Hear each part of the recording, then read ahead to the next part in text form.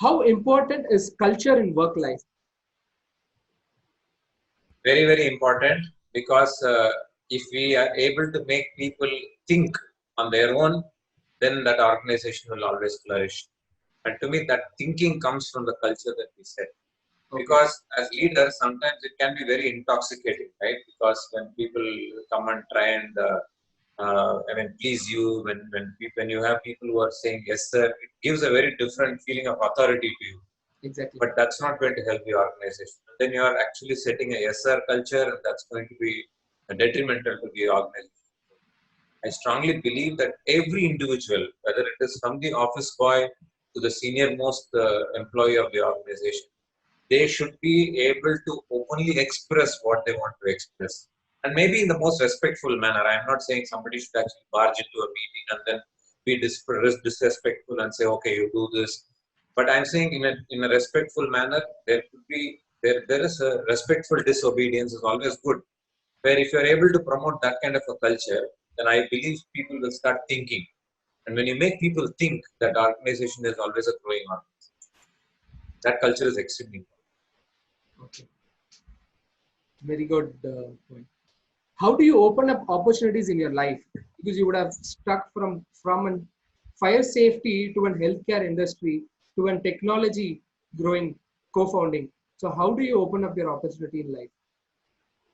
Yeah, someone once told me if you are owning a house, you are actually limited with options. When you're a tenant, you're left with unlimited options.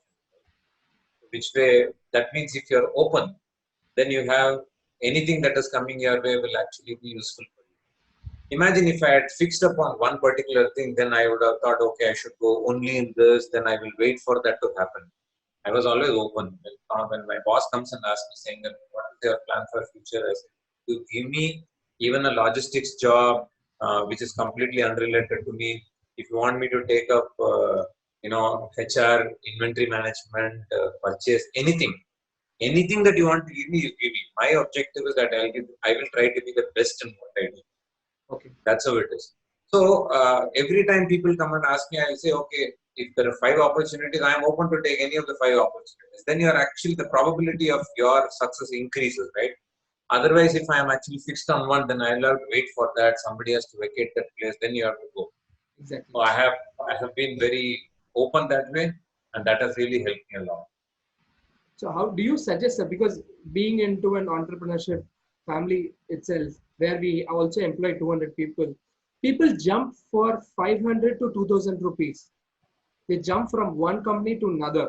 What advice do you wish to give to those people not to jump for a small things here and there and do so? Yeah. See, many people tell me saying that how did you manage to spend in one company 21 years, right? And Okay, exactly. generally not seen when you're working for an organization. So my comment will always be a favorable bias towards being there for a long term in an organization. But Okay. I also have to admit, I admire people how they are able to jump from one job to the other so fast, right? Okay. I mean, Okay. I don't know. That also is a very special skill, I always feel. Because, imagine if 4 5 companies, when you're going for an interview, you're sure to get this question. Can you tell me why are you jumping companies so fast? And I've Exactly. seen employees 10, 11 companies in 18 years, and they come very proud and as if, they have the best possible demeanor. They come. And I admire that as well. So it's not that jumping companies so many times is actually not good, and only staying in an organization for a long period is good. Both has its own pros and cons. And I believe that I was gifted with great company, great growth, great people, and all that I enjoyed. As I told you, every single day when I was working in that organization, or even today, it's a kick. I go looking forward for something, and I felt as long as I have something like that in that organization, I am not going to look at something very different. So even if I am getting substantially high increase in another company, as long as the kick is there with me, I'm going to continue in this organization. So from that perspective, not just 500 or 1000, even 50 lakhs or so didn't actually attract me because I wanted to pursue the kick. But yes, if people look at only monetary aspect, like how people say the Maslow's need theory, right? And you have 5 need theory, physiological need going up to the self-actualization. I have a triangle which actually has three layers. The lowest one is money actually, because money is extremely important, and without that we will not be able to do many things which we can do. But the second one in the triangle is in the pyramid is career. I always believe that if you are actually chasing career, money will automatically come. Whereas when you're chasing money, career will not come. So if your decision is based on that your career is growing up, then money will automatically come. And the third important point in my triangle is something called kick. And if you are chasing kick, you are assured of career and money. If you are chasing career, you may not get the kick. If you are chasing money, you may not get career and the kick. But if you are chasing kick, you are definite to get your career and money. So any individual for that matter, if they want to actually make a job change, if they can understand if that's going to really make them give that wow feeling in their life, if that is going to drive them out of bed in the morning and make them feel that yes, I have to be there before everybody going and I have to do the best. If that kick is there in them, even if they change job frequently, it is okay. Eventually, their life has to be filled with that moments of highlighted excitement all the time. And if that is there, whatever they do, I think. That's fine. Okay. We'll move on, sir. Yes. 3 tips to you on growing in work life. Let it be an organization and entrepreneur. I told you, I think the three most important things is I have this as my three conditions for my life. Okay. I am always smaller than the organization. Okay. Right? How much ever I grow, how much ever I have been successful, how much ever targets I achieve, the badge that I carry about the organization is always more powerful than me as an individual. I am always smaller than the organization. 1 point. Because even when somebody else thinks for you, it is not that they are thinking that we have to fail. They are thinking that they have to become successful.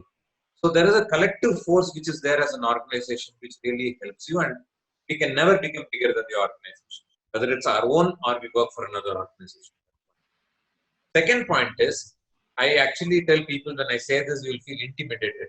I'm always extra in the organization. People ask me, okay, how can you say that? I say that the difference between ordinary and extraordinary is that little extra. An ordinary leader leading an extraordinary team will always produce ordinary results. Whereas an extraordinary leader, even if he is leading an ordinary team, can produce extraordinary results. Correct. So I am that extra. If I can bring that critical difference of extra in the organization, then I will make myself successful and the organization successful. That is second. And the third, without customers, I'm nothing.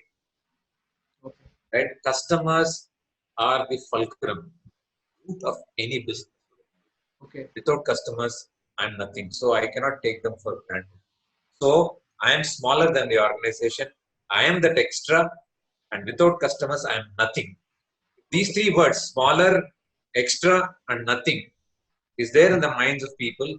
At least that's what has driven me all along to reach where I've reached. That doesn't mean that, okay, I don't have self-esteem, I'm putting myself down. I love myself.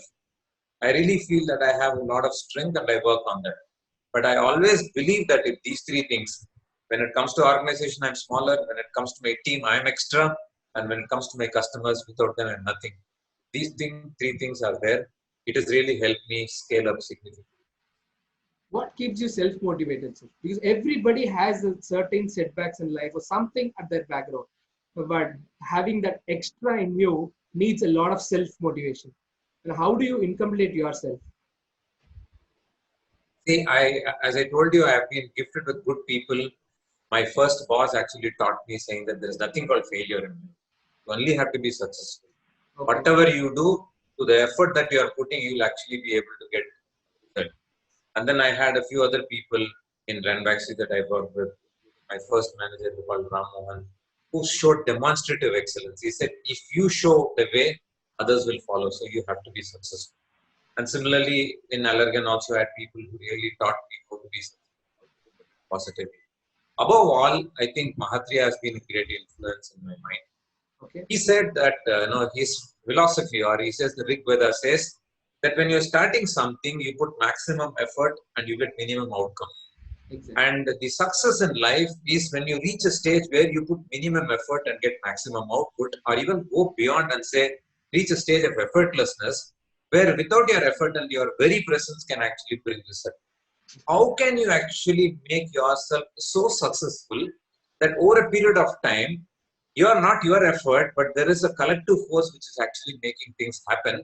So even when you are not, your ideas is not clicking, there is somebody else who will come and help you to actually manage the whole thing. So I have not seen failure. I mean, I have lost jobs, I've had challenges in my life. It's not that I have not faced situations, but my spontaneous thinking is that maybe there is something good that is going to happen. Let's embrace and let's take inputs from people. I immediately go for inputs, whether it is for a good cause or some challenges that come my way. I go to experts and take their inputs, and I brutally implement it. I am a hardcore implementation specialist that way. I don't think when I take opinion from experts and then I'm convinced that it's going to work, I just won't brutally implement. That's probably the reason why I've been able to really face any hardships. Though I have not, I don't think there's anything called hardship.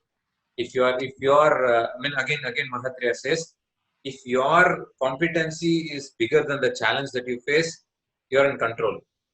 If the challenge is bigger, then that is in control. So I've always been gifted with mindset to face it easily. It's a புல்லரிக்குதுன்னு சொல்லுவாங்க sir தமிழ்ல. It's like that for me now. See, to hear something, it's something extraordinary. I think this could alone, if certain people implement in their part of their, there always a part of life where this is where this would require, that is where that would require. But somewhere if you Yeah, implement this one set, I think so it will give you just 3 steps ahead in your ladder. It's like that. So that's right. that's how I said 29 young experience that you have. What should be a goal of an young entrepreneur? Be the best in what you do. What I always tell my people is, suppose if I am the CEO and co-founder of this company now, if there is one association tomorrow, right, maybe the CEOs Association or the co-founders Association across the country or outside wants to pick up one person who's the best co-founder or best CEO in the industry or across the country, can it be me? Correct. So if I am working in that direction, I may not get it, but I will always be better than what I am today if I am able to chase that, right? And suppose if somebody, some organization comes down, picks you up, others should be accepting it and they should not be shocked. How come this guy got it, right? So which means I need to actually be setting standards of excellence in such a way that people really feel that, oh, this guy has got it. I think he deserves it. If you are able to establish something like that, it really can actually make a huge difference. And to me, it's all about mind, how you actually keep conditioning your mind all the time and what. You'll not believe 1993, January 23rd was the last I took sick leave, which Okay. means 27 years I have not taken a single day sick leave. Right? Okay. It's not that I have not had infection, it's not that I have not had health issues, but Okay. it will come on a Friday night or Saturday morning, it will go away on a Sunday night or Monday morning for me. That is how it is. Because I have told myself, come what may, I will not take off for medical leave. Okay. 27 years, I have not taken a single day sick leave. That's how it's been. That's very. And this is just an example of how you can actually work with your mind. And I can give you hundreds and thousands of examples where I have been able to position something on my mind, and many things will actually come and help you to make that happen. And that's what I think. If you have a mindset of abundance, then things come and fall in place. So if you're an entrepreneur, so even when I was discussing when this lockdown happened, somebody came and asked me, can you tell me how can we actually face this scenario of challenges? Can we take any steps that can actually save cost and all that? I said, why is your mind thinking saving? Why cannot we think abundance as a first option? In this lockdown opportunity, how can we actually make the best out of what we can do? And then the thinking becomes different, right? So in any situation, if you are able to think of abundance, if your mindset is looking at positivity, nothing can stop you. Thank you. Thank you. This is the best part of the interview. What is the one thing that you like about Sridhar Rangaraj? One thing that I like is I'm a good implementer, as I told you. I have done many things which surprises myself, I should say. I'm not a thinker, and though I'm a thinker in creating ideas, but when it comes to implementation, suppose if you take my health, once Madhuri had told saying that 365 minus 1 is equal to 0, which means if you are taking something every day you should do, and that is dinacharya. So in the year 2016, I decided that I will run every day. Wherever I am, whichever part of the world I am in, I will run every day. Okay. So all 365 days I ran. So which means even if I'm coming back late from office, there are days where I have started running at 11:40 in the night. Only myself and the dogs used to run on the road. I have done that. Okay. And where there are days where I have traveled to London, I have traveled to Philippines and all these places where I know that I'm going to be in the flight the whole of next day. I have only 1 hour of window that day. So I finished my exercise at 11:40 in the night. Next day morning before I left to the airport at 3:15, again I went to the gym, finished that and then left because I wanted to finish both days. I didn't want to have anything. Okay. So if you ask me, okay, what will happen if you had not done that? Nothing would have happened. But I wanted to actually take, and if you had told 365 minus 1 is equal to 0, let me attempt it to make that happen. So there are a few things which I strongly believe which can help me, and I take it and I find my way to execute it. Maybe that's the biggest thing I love about myself. Thank you, sir. The last one is your secret to success in life. Let it be professional, personal, everything. Your secret to success in holistic life. See, I have faith on the forces above, right? And whether it is God or the Guru that I follow, I strongly believe that it is difficult for me to operate on my own energy. Okay. Right? I have to actually be dependent on an infinite energy, and that infinite energy comes to me from my Guru and from the God through my Guru. And when you have that infinite energy, you are actually insulated from any negativity embracing you, and you also attract or magnetize positivity. And that is why today I should say that I have got so many wonderful people. Like, take for example, I don't know, we have never met each other, right? And from somewhere, God brought me a Gulshan in my life. And somebody who's so enthusiastic, somebody who's so career conscious, who wants to do something, wants to make a difference. And you've been so forthcoming. I learned something from you now because you say, when I ask you, okay, what time? You say, you tell me, sir, what time? I mean, that kind of openness and all that, really I learn from every person whom I encounter. So that way I think I'm able to magnetize good people, magnetize good thoughts from people. Those are things which really have helped me. And if you have that anchor of faith in your life which can actually give that energy, to me that's my secret, I should. So, do you believe having to be successful in holistic, you should be even a little bit of spiritual in your life, or how do you take it? So do you need to have that abundance coming in? So do you need to have that spirituality in your life? Yes. So again, as my guru says, if you're spiritual, then you're operating on a different energy, right? And if you actually operating on a domestic electricity generator, you're operating on a substation or a power station, which spirituality is that power. With what we eat, with what we do, there is only a limited amount of energy we can derive. But with what we get connected to, and if there is a spiritual force which is there, if you are able to align yourself spiritually, you get exponential power. And that with that we will be able to do a lot more, not only in terms of physical, but also in terms of mental, intellectual, every aspect, or emotional for that matter. Every aspect you will be able to grow. And it is all interconnected, right? If you are emotionally vulnerable, it is going to impact your physical also. So Exactly. it's not that, okay, you only work on emotional and it's not going to take care of your physical. So when you're spiritual, it actually encompasses all the four things: physical, intellectual, emotional, and mental. Right? All the four things. Right? If you're able to encompass all the four, that holistically helps you to grow significantly. I have personally gained significantly. If you take the first 35 years of my life, where I actually was religious and all that, Okay. But after I met my guru, I became spiritual. I got spiritually aligned, I should say. I'm still in that journey. I have a long way to go. I got aligned spiritually. The difference I see between the first 35 years and the last 14 years of my life, phenomenal. Okay. Every single day is abundance personified. As So, always, the Guru says, this and that should be there in your life. This and that should be there in your life to have a huge abundance flowing in your way to get it success in life.